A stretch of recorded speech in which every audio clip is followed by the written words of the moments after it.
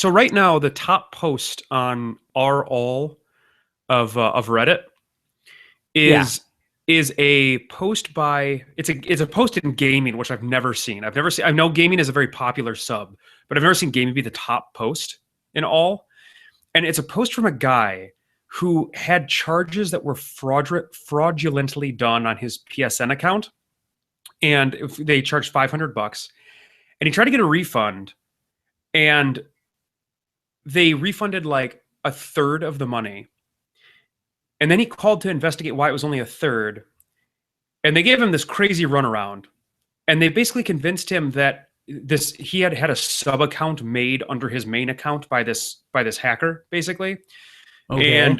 And the sub account was the one that had these charges on it.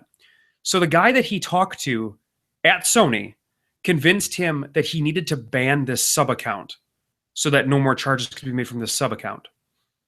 And he said he should get all of the money back as well. And he's actually got like all of the transcripts and recordings of these. So Sony banned the sub account because he asked them to, because they told him he should ban the sub account. And then they never refunded the rest of his money. It was $500. They refunded like 220. So he still owed 280. Okay. So they banned the sub account. 2 months later, he still had gotten his refund. They said it could take 1 to 2 months. So he called them back to investigate. And he was told, no, they didn't issue the refund. And the reason they didn't issue the refund is because the charges were made from the sub account. And so he needed to, basically, they told him he needed to like dispute the charges from the sub account. And they were like, do you have access to the email of the sub account? And his question was basically, do I have access to the hacker's email that hacked my account and created a sub account on my account?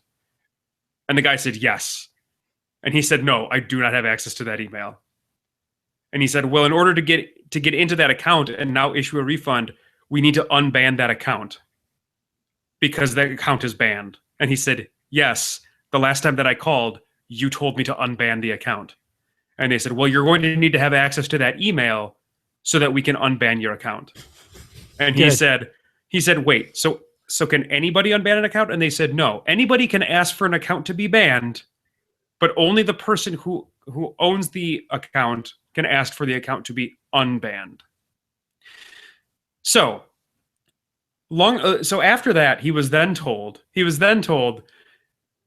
the last thing that you can do, because now there's nothing we can do because you don't have access to this email account. The last thing that you can do is you can file a fraudulent claim charge with your bank. And apparently Sony has this policy where if you file a fraudulent claim charge against Sony based on PSN, your account is instantly banned regardless.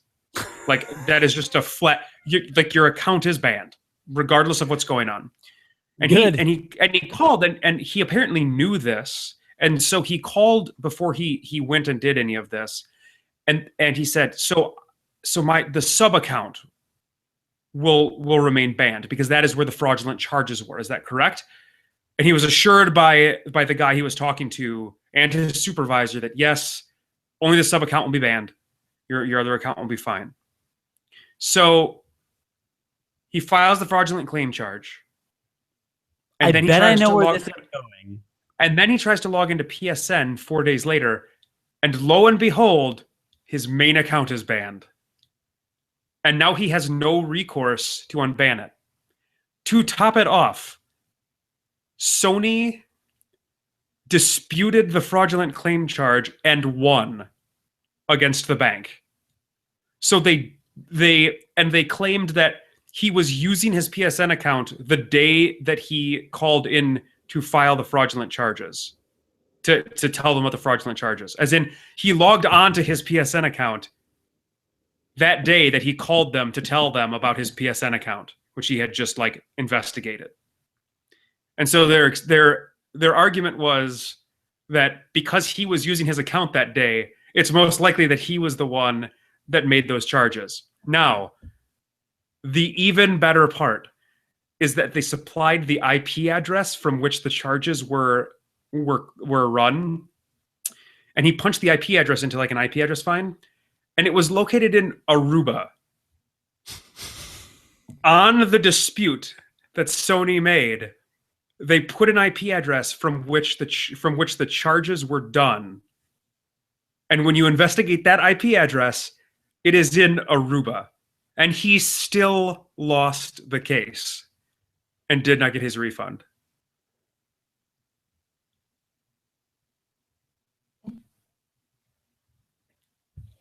I'm just saying, that's a fantastic story. It is horribly tragic for that gentleman. Like, that sucks.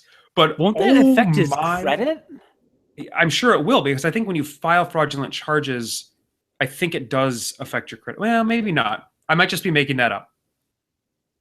I mean, they've got to fix it, right? Regardless, that is one of the... And the craziest part is that he's got the audio files of the phone conversations, as well as the transcripts from the conversations. Like, you can look at them. Like, if you go look at the post right now, they're posted. So it is one of the most insane bad customer service stories. And maybe it just is a little more salient to me because, you know, I am in the gaming world. Like, I follow it, and so do you. So I'm sure there's other examples of this in other areas, but like, that it's like the most insane thing I've ever seen, with all of this ridiculous amount of evidence that he has, and basically being told he's going to get refunded and then not getting refunded, and then having his main account it's ridiculous. It was just dumb. It was just dumb. And awesome. I mean, but dumb. It's not, nothing is awesome about it, except that he'll probably get his money back. Awesome. It is awesome in the literal sense of the word. Oh, like it inspires awe. Like, it inspires awe. That this, like, that it could be this awe. It inspires awe. Yeah, there's lots of awe involved. It could be this. It's like I'm in Crazy Town. Like, it just doesn't make sense. It doesn't make any sense at all to me. So it's all. Are you a butterfly? Sugar baby? Come, my lady. On this episode of Unqualified Gamers. As you can tell, you know, we jumped right into video games this time. That happens sometimes. I gotta say, though, in Sony's defense, I once wanted to play music for some reason and subscribed for a trial of PlayStation Music on my PlayStation 3. I wanted to play music. Yeah, I don't remember why this happened. So I signed up for a 14-day free trial. And of course, they like automatically bills you at the end of the trial. And of course, I forgot about it because that's how companies make money, which is really sad, right? That companies can base their models basically on hoping that someone forgets that they don't want something, right?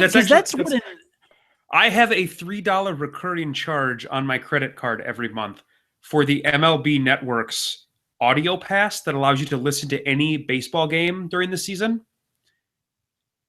The baseball season is done. The World Series has ended. I just got charged $3. Does it charge you on the off season? Yes, because you can go back and listen to archived games, because that's what I want to do. I want to go back, and when the Cubs were 30-25, I want to listen to the Cubs game that put them to 31-25. That's what I want to listen to. Listen?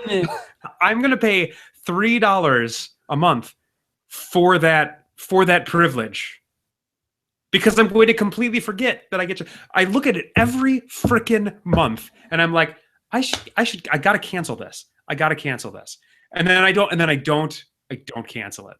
Cancel it right now. Can't you cancel it from your phone? No, because it's done through iTunes. Have you ever tried to cancel a recurring charge from iTunes? No. It's the worst, because iTunes is the worst, right? iTunes is the absolute worst. I love my Apple phone. iTunes is horrendous. Really? It is. I hate it like I hate me? Like I hate you. I hate it like I hate you. Wow. Yeah. That is intense. So, no, you have to like go. I think you have to like go to their website, or I don't know. You have to, I don't know, dig up the dead body of Steve Jobs, do some untoward things to him, and then you have to dispute the credit card charge. Unfortunately, that'll get your iTunes account banned. But that's the only way. Right. That's So one time I subscribed to PlayStation Music in their trial, and then of course I let it run, and then I had a $10 charge on my account, and I couldn't really afford it at the time because I didn't have a really good job. So I called up PlayStation and I was like, hey, or I emailed them or something, and I was like, hey, I didn't subscribe to this. There was a mistake, blah, blah, blah. And they sent me an email and they said, we have refunded your money as a show of good faith, as a one-time gesture of good faith, or I don't remember how they phrased it. And they gave me my $10 back and canceled my subscription, and I didn't have to worry about it after that. So that was cool. That was them taking the high road, right? Because like by all rights, they could have just kept my money because I forgot to do a thing, which is what most companies do. So here's the thing, you know, with a company that big, like I feel like, and I deal with like health insurance companies, right?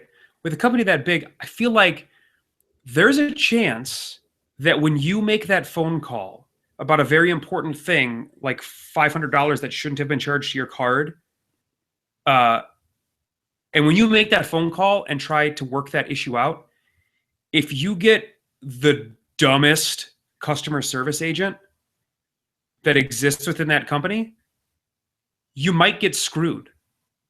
And there's a good chance that that is what happened in this situation. Like the guy that he probably called the first time that convinced him that he needed to ban this account could have been like the dumbest one. He could have been like D tier customer service agent. Maybe that's what happened. Could he have been de-evolved? Sure. I suppose. So, is that a reference to Mario Brothers the movie? Super Mario Brothers, the Super Mario Brothers movie, yes, which is a great movie, by the way. You can read all about my thoughts on unqualifiedgamers.com. But there was another time, too. Remember when I tried to buy the limited edition 20th anniversary PlayStation 4 or whatever? That was insane. Their website and the internet basically crashed when they went to sell it, and I thought I'd checked out and I kind of had it in my cart, but then it kept not loading the confirmation page and I didn't know if I got it. And I was like, well, crap. Of course it crashed. Did my credit card get charged 5 times? Do I now have 10 PlayStation 4s? No, there was never that worry. Because the next day I had no charge on my credit card. The worry was that even though I had it in my cart and I had basically clicked checkout, even though that happened, like it didn't get me the confirmation page and I didn't receive a confirmation email. So it was like, oh, because that I didn't get any confirmation and there was no transaction, I didn't get it. But then a week later, they called me. No, it was like a week or 2 later. They called me up and they were just like, hi, this is blah, blah, blah from Sony. Just wondering if you still wanted a limited edition Sony PlayStation 4, which there are only 14,000 units of in the world. We saw that you had some problems with the transaction. So, we've got one. And I'm like, how is that possible? And yet they still sent me one. And at that point, they asked me for my credit card information. I purchased it. I kept it for a couple weeks, really wanted to keep it, and then turned it around and flipped it for like a $500 profit or whatever it was on eBay, which was great for me. But that was another example. So I don't think this is a universal thing, but you're right. Every day, it just completely depends on whether you get... I don't think it's even dumb or not. I think it's whether the person is a jerk or not. Like whether they're on a power trip or they're having a bad day or they're I think it's dumb. Like I think because this, like I don't think, unless somebody is just willing to like completely lose their job, I don't think that there are people that are like actively trying to sabotage you in the customer service industry. I would like to put humanity above that. Right? Like I would like to just have a little more hope and humanity than that. What I think though, is that like this guy, the very first guy that he talked to, truly believed that the first course of action that needed to be taken was he needed to ban this sub account that was on his account, which is a reasonable thing to think. It's like, we need to ban this account so that no more charges can be made, even though the guy took like his credit card off of the account and everything.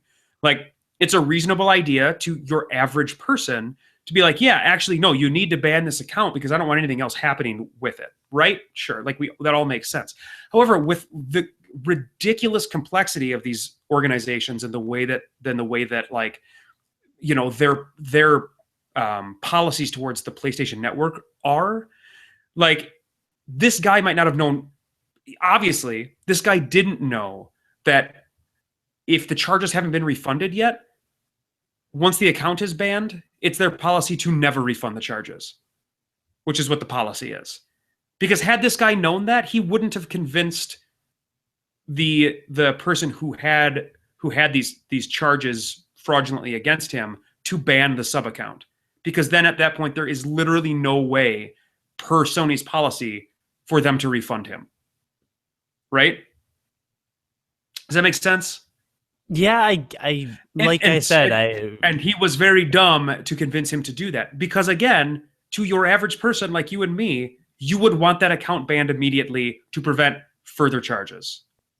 Yeah, I don't know. I mean, yes, he ended up with stupid people, but I'm saying this could also happen with somebody who just sucks at being a human being.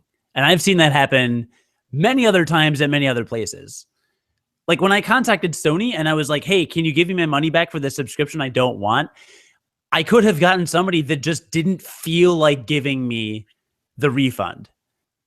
Like I could have gotten somebody that was like, well, no, sorry, we can't give you a refund. And then that would have been the end of the conversation. And then I would have paid money for nothing, right? But big company, but I don't know, big companies have like sweeping policy, like the customer service representative that gives you the $10 refund.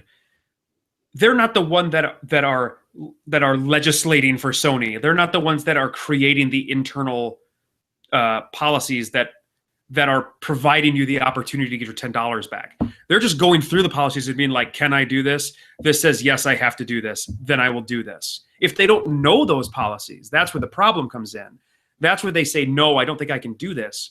And then you can go in there yourself because these, like the policies of refunds would be public for you to see. I think that could be a lie, actually. Regardless, you would probably be able to find out if it was in fact something that money that you should be refunded, and then be able to say, hey, no, look, like I'm supposed to have this back, but you were dumb, not you were a jerk. I think I'm not actually arguing with you, but you think that I am. Listen, all I'm trying to say is I am correct in this particular situation, and you are wronger than you have ever been in the history of this podcast. So, I mean, I never disagreed actually with anything you said. I was adding on to that sometimes this other thing happens.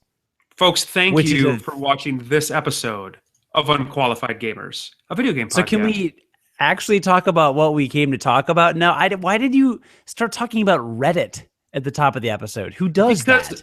I just told you why, because it was a post. It was a gaming subreddit post, and I've never seen that. And it was super interesting, honestly. Like it's a super interesting just debacle. So I see gaming posts on the top of r/all the time, and it's always Fallout 4 related. As the number one post? I don't know, maybe, probably somebody out there. I don't know. Good one, Chief. It's whatever. I don't know. I don't know. All I see on Reddit on gaming is Fallout. So I just don't care about the gaming subreddit anymore. It's dead to me. You're dead to me. Sony is dead to me. I don't have a PlayStation 4 like some of us. And yeah, that's all I have to say about that. So on this episode, we were going to talk about DLC and downloadable content and microtransactions and things like that, based on two miniature occurrences that have occurred lately in the DLC world, right? So, because we've talked about DLC before, you most notably in talking about Plants vs. Zombies 2, which you said was one of the most egregious offenders when it comes to downloadable content. It was really bad. They since updated that because of the backlash. But yes, it was really bad. And the game we're going to talk about today is another wonderful EA property. So oh, that's right. It's EA. So I'm actually going to talk, not right away. We'll let John start, but I've been playing through Metal Gear Solid 5. I'm now just over 100 hours into it. It's still an awesome game. I unlocked multiplayer like 70 or 80 hours into it, and I've been doing multiplayer, and that's where microtransactions come in with Metal Gear Solid 5, The Phantom Pain. And there's some interesting things that they do that when I initially heard about it, I was like, wow, this is atrocious. I cannot believe they're going to do this. But in execution, it's not as bad as I thought it would be. However, Jonathan told me about Star Wars Battlefront earlier today and their DLC plans, and I am not impressed with those plans. So Battlefront, if you are unfamiliar, it's basically a battlefield game. I understand that I'm using like a circular definition here, but it's a game made by DICE, who are like the multiplayer. They're like the multiplayer gods. They're the ones who created Battlefield. So they have an incredible pedigree when it comes to these very large scale multiplayer games. Battlefield is a game. The most recent one, I believe, was Battlefield Hardline. The most recent, like, good one was Battlefield 3. And I think it was like 24 on 24, 32 on 32. I mean, the maps are huge, and they have a lot of players in them. And kind of the characteristics of a Battlefield game are you can be like an infantry unit, but you can also pilot vehicles. So like in Battlefield 3, I believe there's like tanks and airplanes and helicopters and all that kind of stuff, which makes it, I mean, that's really cool. It's like one of the only games that allows you to do that in terms of like a large multiplayer, deathmatch type game. Obviously, in Call of Duty, you're just a person. You have different loadouts and stuff, but you're just a person. You never get to do any vehicles. So, understand that I'm like completely out of my wheelhouse. These are not at all the kind of games that I typically play. So Battlefront is basically one of these Battlefield games, only set in the Star Wars universe. So this is the third Star Wars Battlefront game. I actually played a lot of 2, but they'll do things like it'll be the Empire versus the Rebels on Hoth, and the Rebels will have speeder bikes, and the Empire will have ATSTs that they can control. And they'll each have different objectives. At least this is how it worked in the previous Battlefields. They'd have previous objectives, and you would go do those. And it was cool. It was really cool because these games operate on like a scale that no other games use. So they really feel like massive when you're in these large battles. And you slap a Star Wars property on top of that, and you'd think like, oh, this is just going to be incredible. One of the things they had pure space battles in Battlefront 2, where it was basically the Empire was on a Star Destroyer, and then the Rebels were trying to destroy the Star Destroyer. And they had a variety of Rebel ships that you could pilot, and then they had a variety of Imperial ships that you could pilot. And it was set in 3D space, which was really cool and like a totally different type of mode. So Battlefront 3 comes out, and they announce it, and there's a giant beta that goes out, and the beta gives you 2 levels that you can play. And then it closes, and then a week later or 2 weeks later, the game comes out. And the game is a full $60 retail game, and it has a $50 season pass, which is 4 expansions, 4 different packs of DLC. And with the season pass is typically discounted. So I don't know what each one of these is going to cost individually. It's either going to be $15 a piece or $20 a piece for each of the DLCs if you bought them individually. So you're looking at $60 for the game, and then if you buy these pieces individually, another $60 to $80, right? So the game comes with, and I'll read this because this game just came out literally today, the day of us recording. For $60, you get 12 maps across 4 planets. There's 9 modes, and then that's basically it.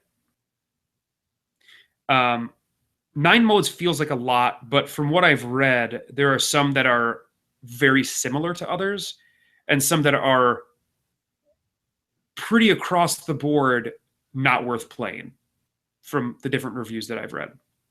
So for $50 as the season pass up front, and keep in mind, I'm not a proponent really of season passes at all. I've only ever bought one. It was for BioShock Infinite, and I got burned on that because only one of those DLCs was good of like the three that were in that season pass. So I'm not usually a proponent of the season pass because you don't know what the pieces of DLC are. So you gotta shell out $50 up front on top of your $60 purchase to get the season pass for this. You get 4 pieces of content that are going to add 16 maps, more modes, more hero characters, because that's another hallmark of the Star Wars Battlefront games is like you can play as heroes in the different maps. And that's it for $60. So you're basically paying for the full game, and then you're paying another full game. And the unfortunate part is that when you have DLC plans like this, and you know this from Call of Duty, it really splits your player base, right? Because you've got people that will only ever buy the original product of this game, and then you have people that buy the expansions to it and will have these new maps, and the two cannot exist together when you're playing. And keep in mind, these games are completely multiplayer games. Like there's no single player mode. There's like a tiny single player mode from what I understand in this. So you split your player base by having these different pieces of downloadable content. Not to mention the price just seems outrageous to me, considering where downloadable content has traditionally been at like $10-ish, right, per piece. So I think it's just like all of the reviews that are out so far basically say that it is really thin. Like the initial offering for that $60 is incredibly thin, and that there really should have been more content in a game that has been in development for a very long time and has incredibly high expectations, to be fair. Yeah, I don't know. Actually, after hearing you talk about it, it's not as bad as you made it sound on Google Hangouts earlier today, because it comes with 12 maps, right? Yeah, on four planets. That's not bad for an initial offering. Even the Call of Duty games usually have 12, maybe 16 maps. There's also reports of unlocking everything in the game after a weekend of play from some of the reviewers that had copies of it. So I don't know. I don't think that's bad for an initial offering. And in terms of multiplayer, any multiplayer game I have played in the Halo series or Call of Duty series, probably 70 to 90% of people online are in the same lobby, right? It's just team battle, basically. Like a variety of modes has never been a make or break thing. I've played, there are maybe, let's say there are 10 modes in a Call of Duty multiplayer. I'll maybe regularly play 3, maybe. Sure. And I'm sure that it's going to come with the classics baked in, like capture the flag and stuff like that. Like they're not going to exclude a fundamental gameplay mode from the initial offering. I don't know. I went through this in Modern Warfare 2 or Modern Warfare 3, where some of my friends, like our friend Guy and a couple other people, got 1 or 2 of the maps, and they were horribly priced. It was like $5 for a map or something, or like $5 for 2 maps, or maybe it was 12 for 2 or something. But it was like stupidly expensive for a couple maps, and I never liked a single download DLC map ever.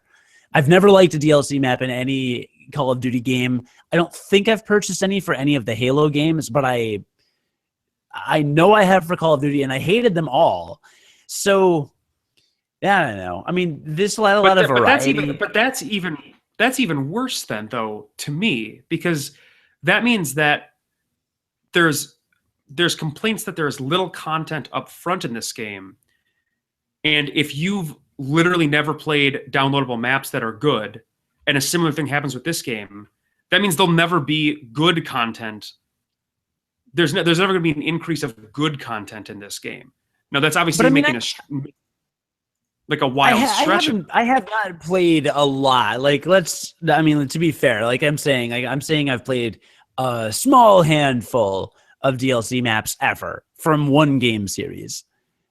And I don't even remember if that was when Infinity Ward was still around. It could have been post Infinity Ward, in which case I'm sure Activision was just trying to take my money. So I don't know. Maybe they got better, or maybe the other series do it better. But I don't know. I think so. So here's kind of like my gut feeling, and you could be right. Like the actual like pricing structure and amount of content in there, like maybe it's not like crazily bad, but it's pretty unprecedented for there to be enough downloadable content to equate to the price of the game, if not more, in terms of these like AAA large releases. There've probably been other games that no, it's not. There's usually not that much. I feel like Call of Duty season passes have been $50 or more before. I don't know. I can't speak to that because I don't know. But typically the games that have done more, like Destiny is a good example, because I think they've had 3 or 4 pieces of downloadable content now. What they did was they basically made what they called an expansion.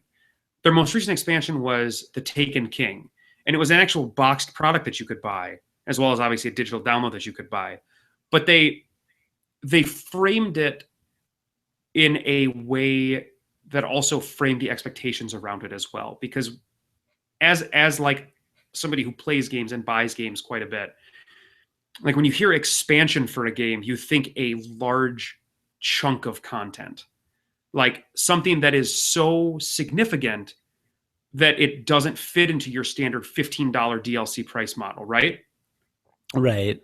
StarCraft has expansions that come out. They're, I think, $60 now, but they're an entire campaign worth of content plus changes to their multiplayer. I mean, expansions traditionally, which have been around forever, expansions to games have been around for a very long time, especially in the computer gaming scene, have always meant like a traditional large chunk of content. And those expansions then have prices that reflect that. This season pass to me has a price that reflects the idea of an expansion cut down into pieces of like standard downloadable content that you get through other games that have been bad for me in the past when I've looked at downloadable content. So it's just more that, like, for me, the expectation is that it shouldn't be that expensive if there's small pieces of DLC that expand the game a little bit at a time. I don't agree. There are 12 maps that come with the game, and the expansion is 16 maps and a bunch of new play modes. And it's a mostly multiplayer game. Then the DLC, like if you're spending most of your time playing multiplayer, it right? Looks actually like it looks actually like it's no new play modes. It's just new maps. It's now just you're new changing maps. Your story. Now you're just changing your story to suit your argument. No, I'm against not. me. I'm actually reading about it now. It's you're now you've decided to actually read about it. Yeah, Let's go to the comment section. Let's go to the online comment section to see to get some perspective on this. All right, I went to GameSpot.com. In the comments section, where people are talking about the Star Wars Battlefront DLC, it says 4 new game modes. So it does have new There you go. Anyway, H20-XCV says, no problem. I'm rich, so I'll buy this DLC and one for my friend too. Having fun playing the game right now. And then Call Me Durasuka says, flagged for being ignorant. And H20-XCV replied, you're jealous. Y-O-U-R, by the way. It's okay, you'll be all right. Ha. You can flag away. I still have money and you don't. Ha. So I think the takeaway from this comment exchange, which we can all relate to, is I'm rich and you're not. Ha. I guess I don't have an argument to that. There's really no way to argue against that, quite frankly. He's going to buy one for himself and his friend, John. Maybe it's just me starting to get disenchanted with these big budget games. Like, are we really in a world where in order to experience the full content of a game, you have to shell out $120? In a world. And like there's the thing that bugs me is there's no, sure, we'll give you a price cut. There's no guarantee that you're going to like any of this stuff that comes out. And granted, there's no guarantee you're going to like the game that you exactly. Thank you. either. There's no guarantee you're going to like the game you went and bought on the shelf. That's literally what I was about to say.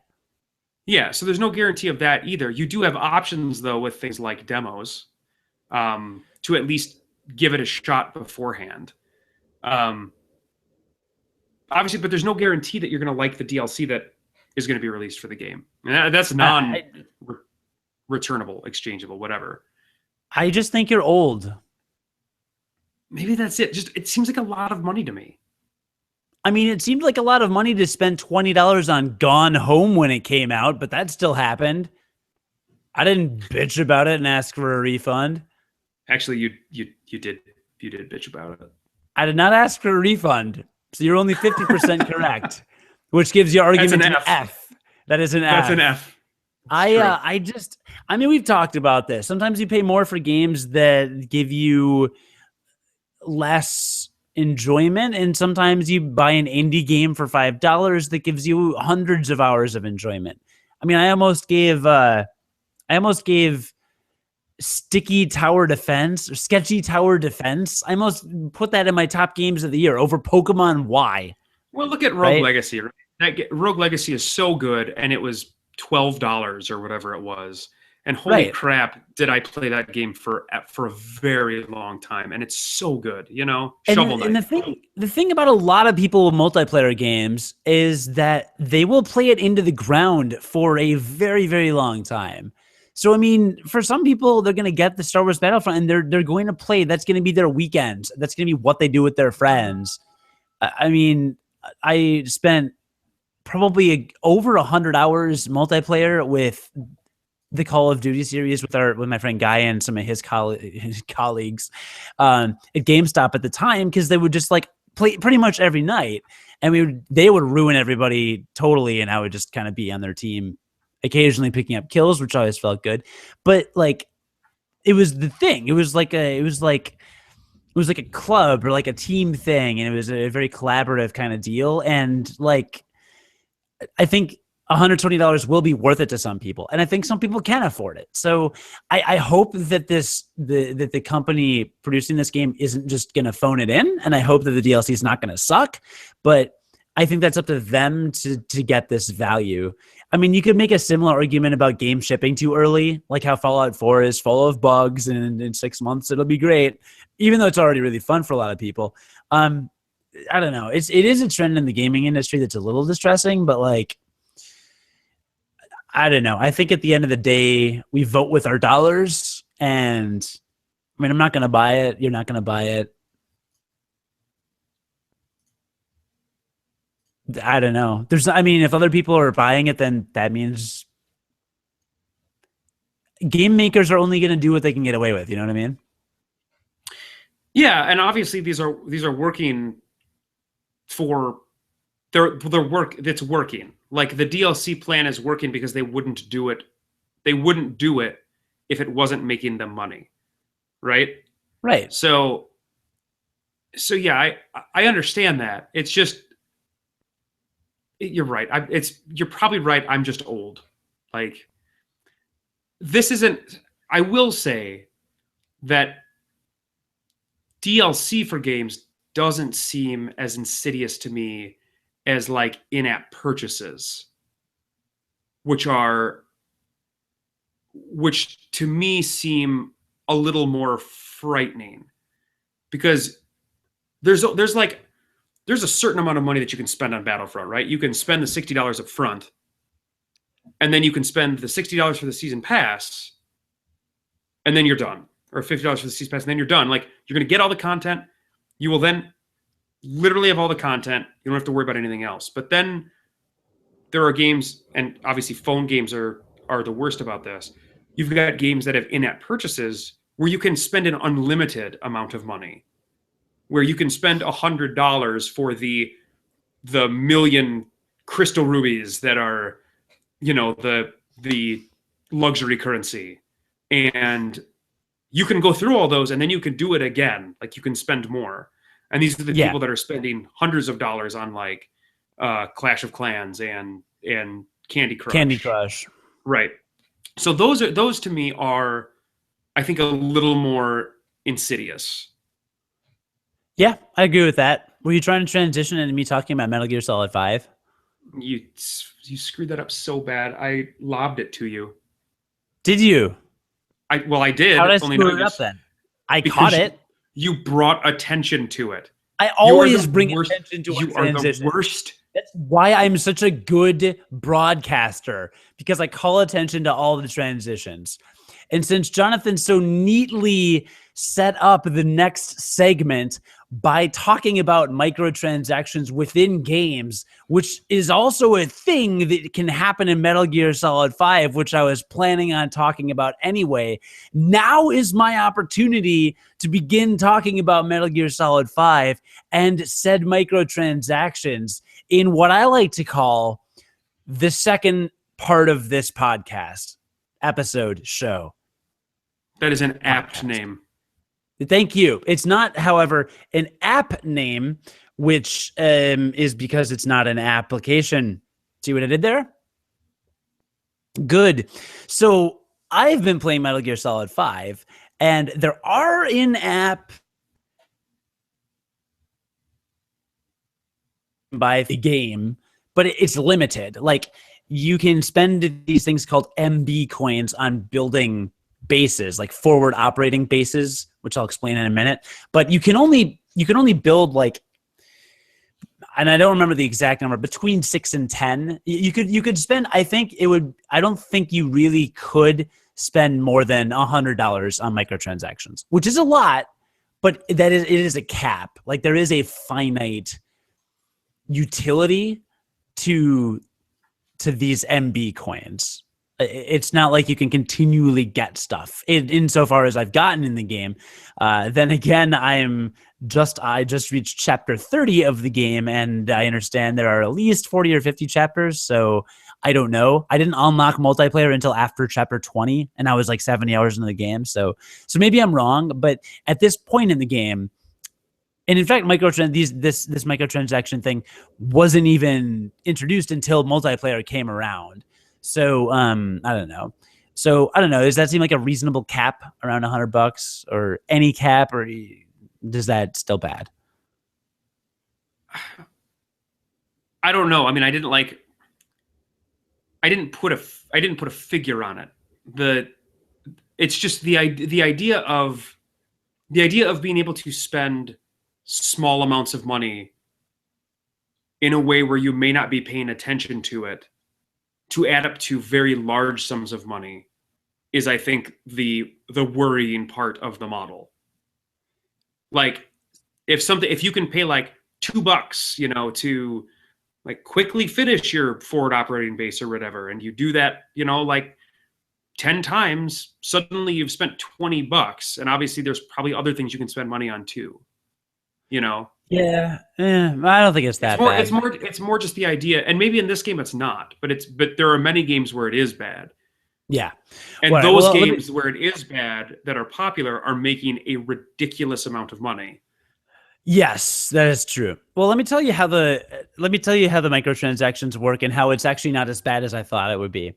So in Metal Gear Solid 5, you can capture enemy soldiers, send them with balloons, which we've talked about, balloon them to your base, and then you Fulton device them. Yes. Wow. Very, very, very good.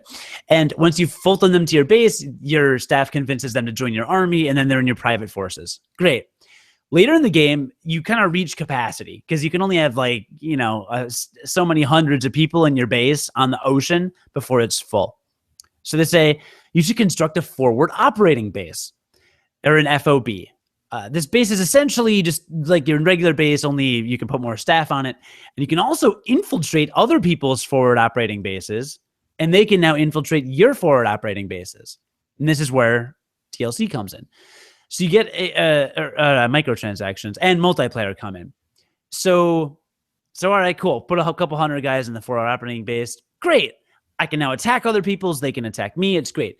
If someone else attacks me and they successfully get through my forces, which I buy with the in-game currency. No, you're not able to even buy this with real money. This is just whatever you get in the game, all the items you get, the development and research of weapons and things. Like, I manage all that, staff my base for defenses. If someone manages to infiltrate and steal some of my guys, some of my staff is stolen in real life through the game, and they get taken away to someone else's base. So it's advantageous for me to build up my defenses and all that, so people can't infiltrate me and take things. So if I reach capacity of my second base, of my forward operating base, I can purchase another forward operating base. And it costs like 1,200 MB, which are the coins you get.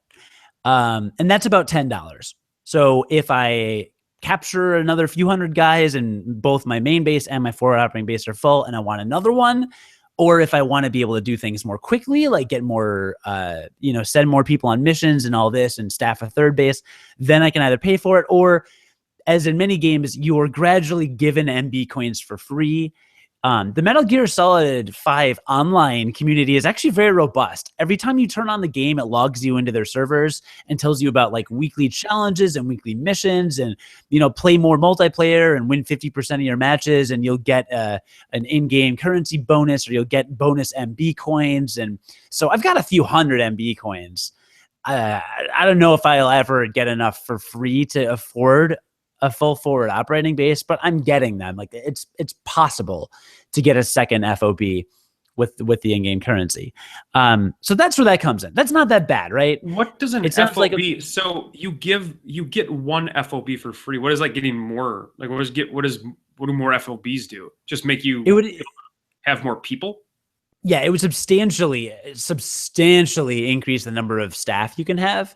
And if you have really high ranked staff, you can develop like really advanced weapons and things like that. I'm also about to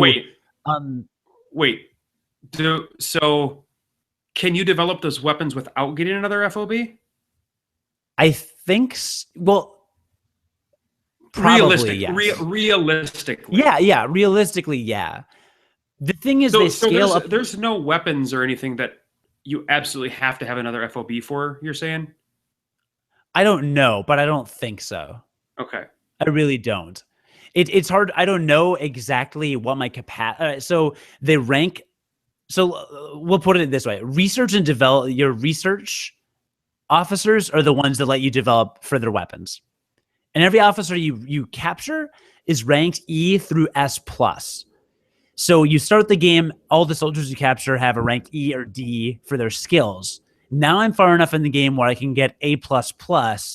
Soon I'll be able to get S and S+.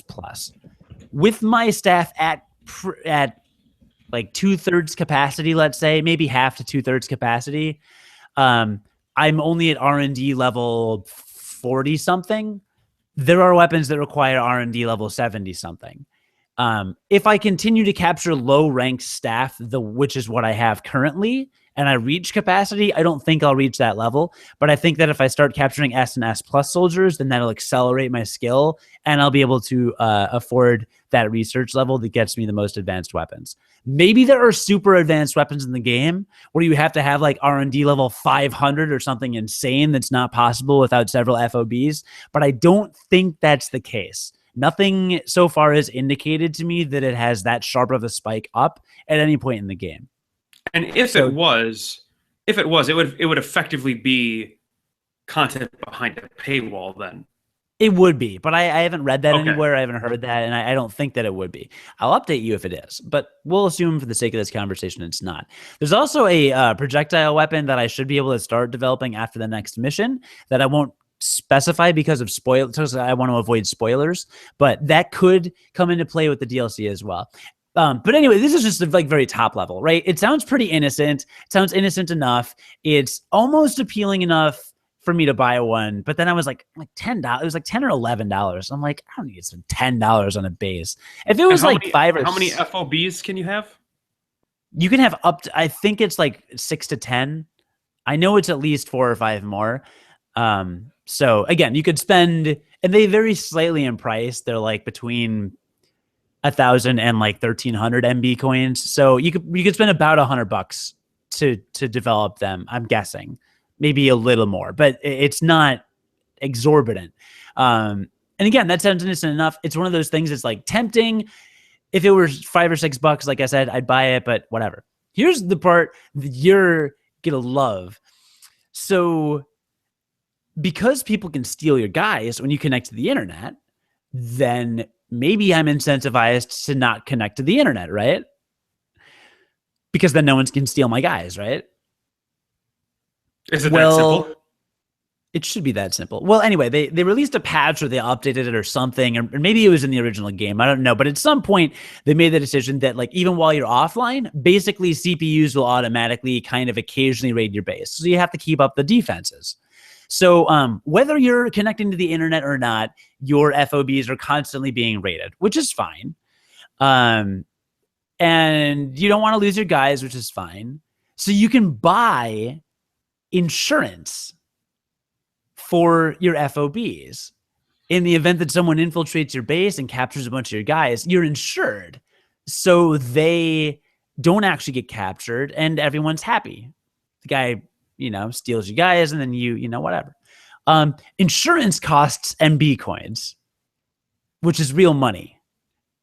So you can pay real money to buy life insurance, essentially, for your troops on forward operating bases.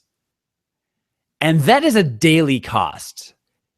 It's of a handful of MB coins a day, but it's a daily cost. And I think monthly, I did the math and it ends up to like $15 or $20 a month to insure your virtual staff. Man. So that was my reaction. So a question.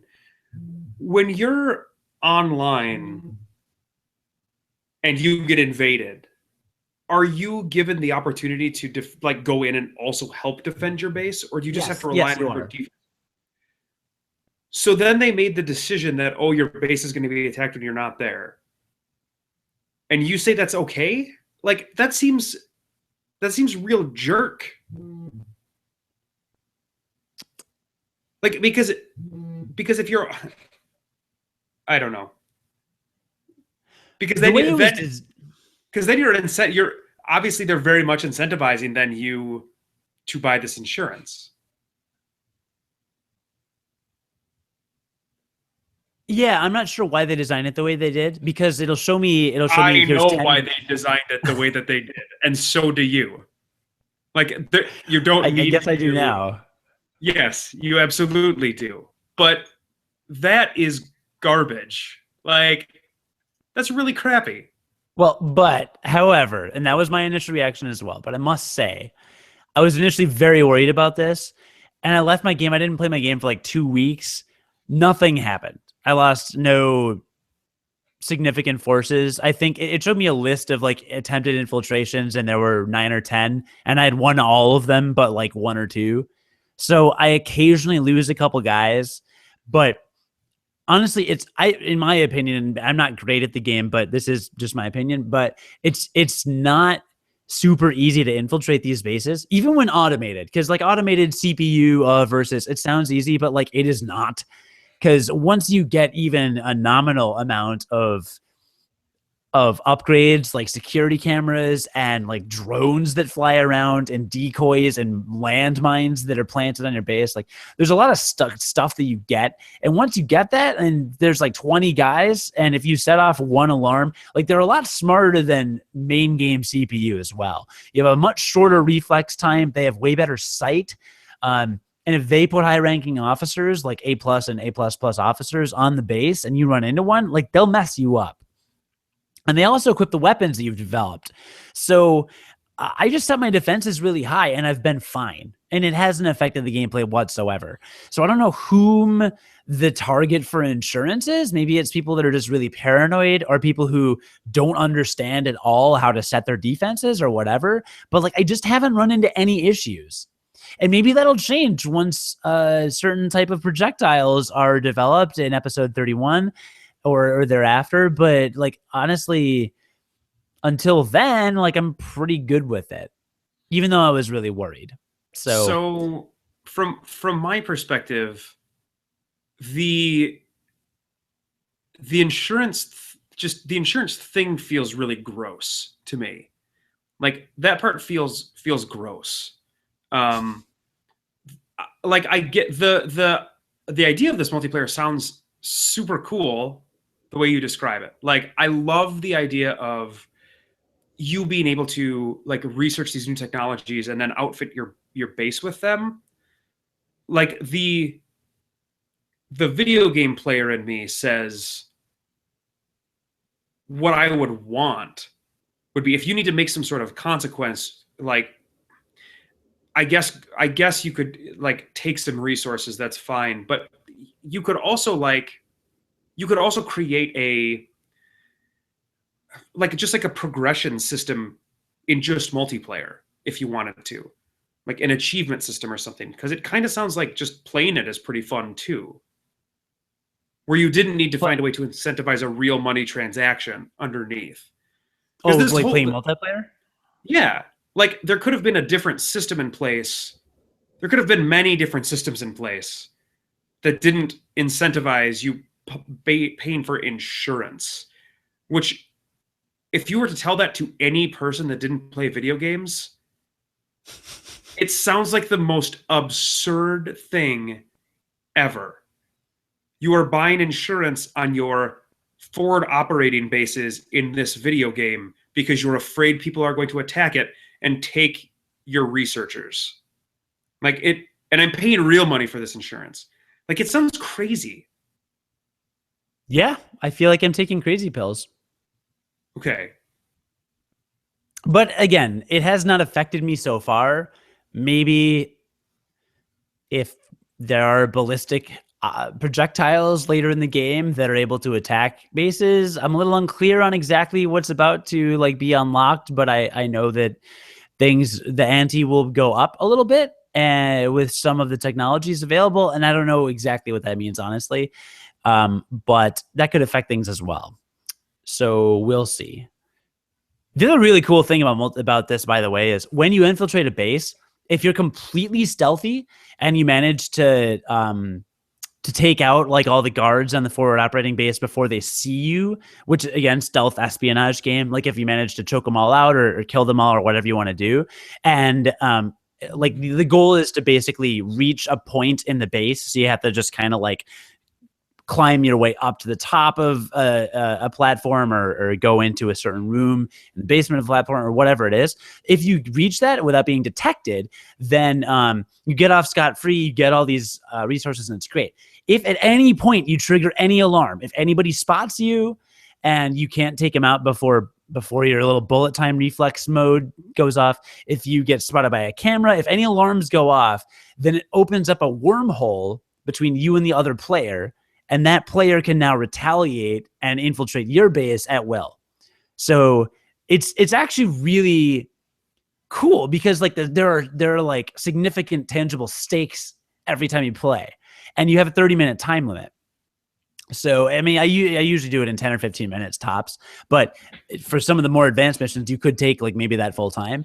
But yeah, so you have a time limit. You can't get caught, because if you do, and this person's got a bunch of resources or he's really good at the game, this person can go right back at you and just take care of you and clean you out, which is really kind of a cool thing. So I like the multiplayer mode a lot. I love the multiplayer in this game. But that little insurance thing, yeah, we'll see. I mean, the verdict is still a little bit out for me. I'd love to hear people's experience in the comment section at on our YouTube video version of this, or on unqualifiedgamers.com or wgmplus.com if there's a comment section there. I don't remember. Let me give you a hypothetical. So let's say you're the person that really likes the single player a lot. Like a lot, right? And you're having a super amount of fun with it, and you're loving the researching thing, and you're loving the unlocking everything. You're loving unlocking the weapons and everything, and you really like that system. And it sounds like your resources are shared between single player and multiplayer as well, right? So yeah, so that like the research that you do in one obviously affects the other, etc. So let's say you're this person that loves a single player and you're having a lot of fun with it, and you want to research like everything, even the most advanced stuff, but you're really bad at the multiplayer. Like you just can't wrap your head around it. You can't figure out how to set up your defenses.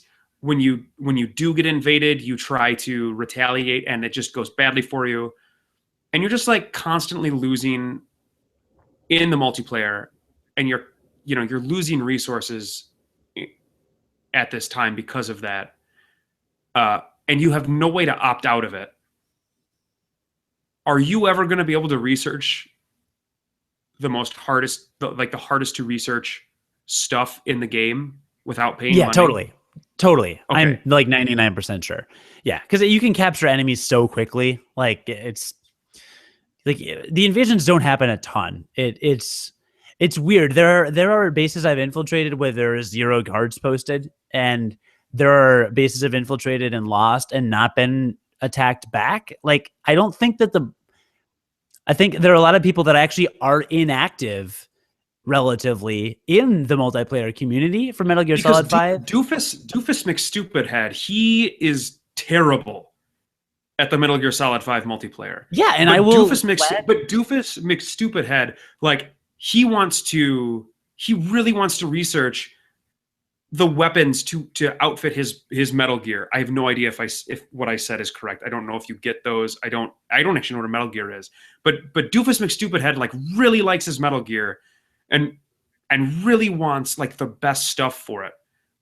I would feel really bad for Mr. McStupidhead if Dr. McStupidhead. He's actually a doctor in real life. I would feel very sad for Dr. McStupidhead if the only reason why he couldn't get these giant weapons for his robot would be because he wasn't good at the multiplayer. No. I'm very much convinced that that's not the way that things are. Okay. So, again, I'll let you know if anything changes, but my experience thus far has been pretty much that it's not a necessity. Maybe it's for people that like, I guess I'm having a hard time so far comprehending who it's for exactly. And maybe it's dumb people. Maybe it's people that are terrible at multiplayer. Maybe it's people with too much money that just don't care. Maybe it's people who have all S+ ranked guys and they work their butts off for them, and they're perfectionists and they want to keep their team, just 100% perfect and as good as it can possibly be. So there's a variety of options there. I'm not sure. And I'm not totally clear just exactly on why you would buy it, unless maybe like you see it the first time and you're like, oh crap, I better buy insurance or my guys will all die, and you just panic and do it before realizing like it really doesn't affect your game that much. And maybe I'm wrong and a bunch of my guys are dying and I didn't even realize it, but I'm pretty sure that's not happening. I don't think I'm that bad at the game. Let me tell you about a AAA property where I really liked the way they did multiplayer. So this sounds, because you don't have the absolute specifics on it, I'll be interested to hear how the multiplayer is affecting your single player in the future, because obviously you're going to continue to play this game. So we'll definitely need to like check in with this again as you play the game more, because I want to know. But the multiplayer affecting the single player like this is a little suspect to me when you start to throw real money in there. Because again, like I said, this sounds a little gross to me. The insurance idea really sounds gross to me. Like that's like a really gross concept. Especially if the multiplayer so far, in your opinion, is not nearly punitive enough to warrant insurance. Like if that's the case, then insurance is really a sucker's bet, right? Because you're not even losing that much when you lose stuff. But anyway, right. Mass Effect 3 had a I knew you were going multiplayer, to say Mass Effect 3. I knew you were going to had say a it. multiplayer that was completely divorced from the single player campaign for the most part. They had this thing called Galactic Readiness Level, which affected just the end of the game. Just like I think it was just the last mission or the last few missions.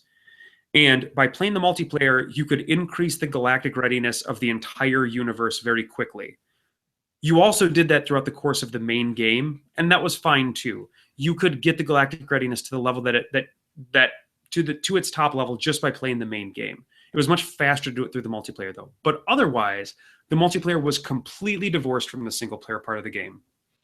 And it had a very long progression system with guns, and it had the ability to earn in-game currency, and you could buy weapon packs if you wanted with real money currency to increase your progression faster.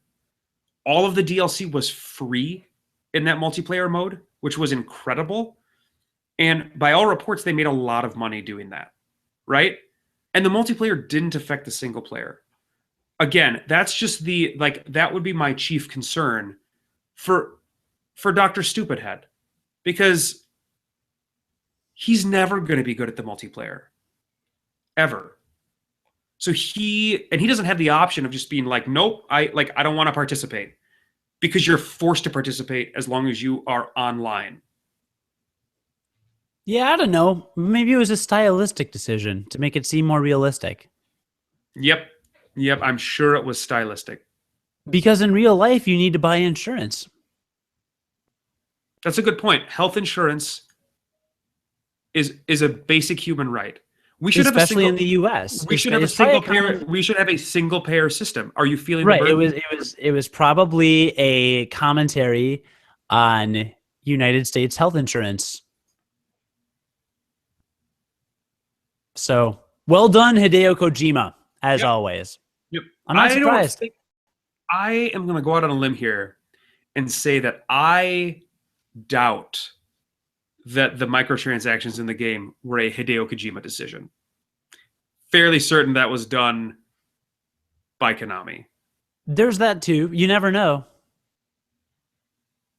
Because Konami is a gross, gross company. That's not true. They make their money on pachinko machines. Everybody likes pachinko machines. Not Castlevania games, but pachinko machines. Hey, Castlevania pachinko. That's a thing.